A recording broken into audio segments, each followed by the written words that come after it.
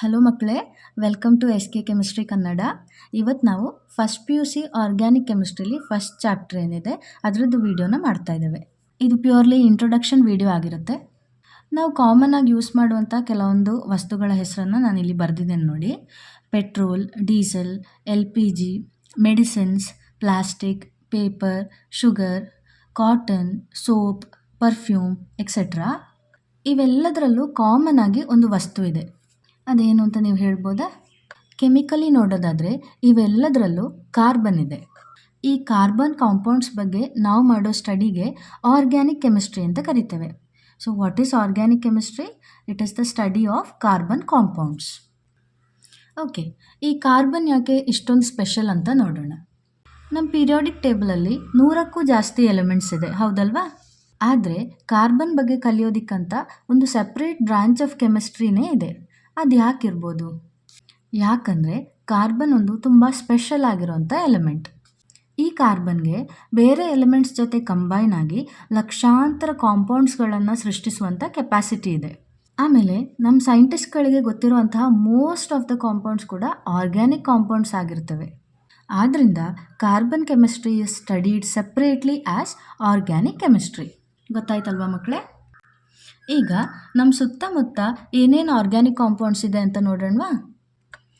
ನಾವು daily use ಮಾಡುವಂತಹ most of the things ಏನಿದೆ ಅದು ಆರ್ಗ್ಯಾನಿಕ್ ಕಾಂಪೌಂಡ್ಸೇ ಆಗಿರ್ತವೆ.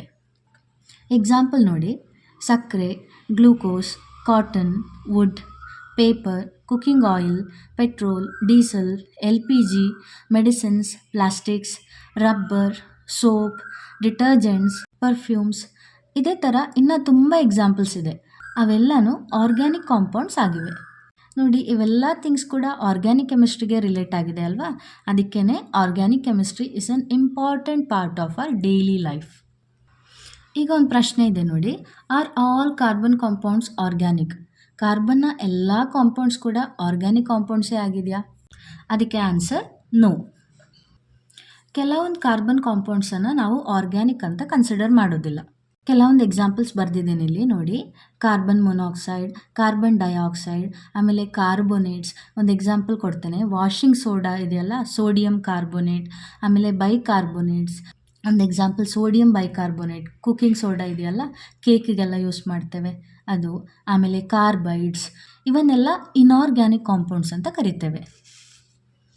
These are inorganic compounds. So ಎಲ್ಲ ಕಾರ್ಬನ್ ಕಾಂಪೌಂಡ್ಸ್ ಕೂಡ ಆರ್ಗ್ಯಾನಿಕ್ ಆಗಿರೋದಿಲ್ಲ. ಈಗ ವೈ ಸ್ಟಡಿ ಆರ್ಗ್ಯಾನಿಕ್ ಕೆಮಿಸ್ಟ್ರಿ? ನಾವು ಯಾಕೆ ಆರ್ಗ್ಯಾನಿಕ್ ಕೆಮಿಸ್ಟ್ರಿ ಕಲಿಬೇಕು? ಆರ್ಗ್ಯಾನಿಕ್ ಕೆಮಿಸ್ಟ್ರಿಗೆ ಸಿಕ್ಕಾಪಟ್ಟೆ ಯೂಸಸ್ ಇದೆ. ಕೆಲವೊಂದನ್ನು ಇಲ್ಲಿ ಬರೆದಿದ್ದೇನೆ ನೋಡಿ. ಮೆಡಿಸಿನ್ ಫೀಲ್ಡಲ್ಲಿ, ಅಗ್ರಿಕಲ್ಚರಲ್ಲಿ, food industry, petroleum industry, textile industry, polymer, pharmaceutical industry, ಮೆಡಿಸಿನ್ಸನ್ನು ತಯಾರಿ ಮಾಡಲಿಕ್ಕೆ, ಕಾಸ್ಮೆಟಿಕ್ಸ್, ಬಯೋಟೆಕ್ನಾಲಜಿ, ಇನ್ನೂ ತುಂಬ ಫೀಲ್ಡ್ಸ್ ಇದೆ. ಅದಕ್ಕೆಲ್ಲ ಆರ್ಗ್ಯಾನಿಕ್ ಕೆಮಿಸ್ಟ್ರಿನೇ ಮೇನ್ ಬೇಸಿಸ್. ಆಮೇಲೆ ನಾವು ದಿನನಿತ್ಯ ಯೂಸ್ ಮಾಡುವಂಥ ಸಾವಿರಾರು ವಸ್ತುಗಳ ಹಿಂದೆನೂ ಆರ್ಗ್ಯಾನಿಕ್ ಕೆಮಿಸ್ಟ್ರಿನೇ ಇರೋದು. ಅದನ್ನೆಲ್ಲ ಚೆನ್ನಾಗಿ ಅರ್ಥ ಮಾಡ್ಕೊಳ್ಳೋದಕ್ಕೋಸ್ಕರ ನಾವು ಆರ್ಗ್ಯಾನಿಕ್ ಕೆಮಿಸ್ಟ್ರಿ ಕಲಿಬೇಕು. ನಾನು ಸ್ಟಾರ್ಟಿಂಗಲ್ಲೇ ಹೇಳಿದಾಗೆ ಇದೊಂದು ಪ್ಯೂರ್ಲಿ ಇಂಟ್ರೊಡಕ್ಟ್ರಿ ವಿಡಿಯೋ. ಸೊ ಈ ಚಾಪ್ಟ್ರಲ್ಲಿ ನಾವು ಏನೇನು ಕಲಿತೇವೆ ಅಂತಲೂ ಇದರಲ್ಲಿ ನಾನು ಹೇಳ್ತೇನೆ. ಆರ್ಗ್ಯಾನಿಕ್ ಕಾಂಪೌಂಡ್ಸನ್ನು ನಾವು ಯಾವ ಥರ ಕ್ಲಾಸಿಫೈ ಮಾಡ್ತೇವೆ ಅಂತ ಕಲಿತೇವೆ.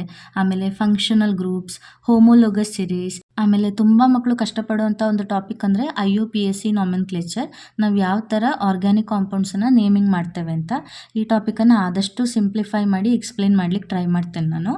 ಆಮೇಲೆ isomerism, electronic effects, bond cleavage, ಒಂದು ಬಾಂಡ್ ಯಾವ ಥರ ಬ್ರೇಕ್ ಆಗುತ್ತೆ ಅಂತ.